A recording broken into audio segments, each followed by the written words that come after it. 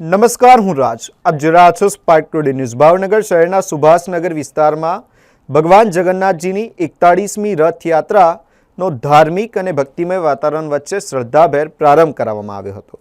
રથયાત્રાના પ્રારંભ પ્રસંગે કેન્દ્રીય રાજ્યમંત્રી નીમુબેન બાભણિયા, પ્રસિદ્ધ કથાકાર મોરારી બાપુ, જિલ્લા પોલીસ વડા નીતેશ પાંડે સહિત અનેક મહાનુભાવો, આગેવાનો અને ભક્તજનો ઉપસ્થિત રહ્યા હતા.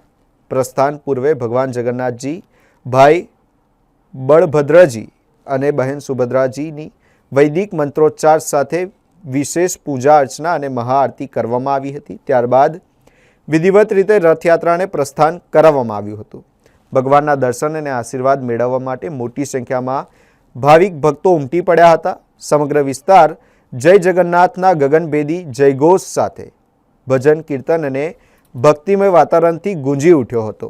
રથયાત્રા દરમિયાન કોઈ અનિચ્છનીય ઘટના ન બને તે માટે ભાવનગર પોલીસ દ્વારા ચુસ્ત સુરક્ષા બંદોબસ્ત ગોઠવવામાં આવ્યો હતો, જેથી આ યાત્રા શાંતિપૂર્ણ અને સુરક્ષિત માહોલમાં સંપન્ન થાય. ભાવનગરમાં સ્વર્ગસ્થ ભીખુભાઈ ભટ્ટ પ્રેરિત અને શ્રી જગન્નાથજી રથયાત્રા મહોત્સવ સમિતિ ટ્રસ્ટ આયોજિત ભગવાન શ્રી જગન્નાથજીની 41મી રથયાત્રાનું પ્રસ્થાન થઈ ચૂક્યું છે.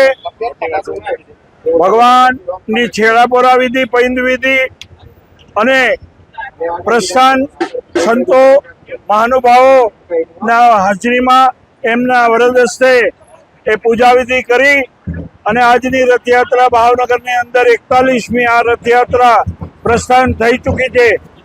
હાલ આંબાવાડી વિસ્તારમાં આ રથયાત્રા પહોંચી છે. 17.5 કિલોમીટરના રાજમાર્ગો ફરી અને સાંજે 10 કલાકે નિજ મંદિરે ભગવાન પધારશે.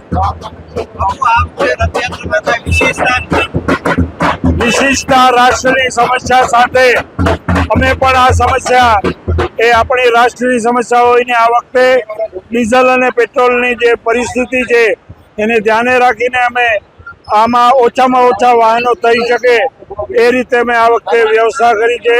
ટ્રકોની સંખ્યા પણ ઘટાડી છે.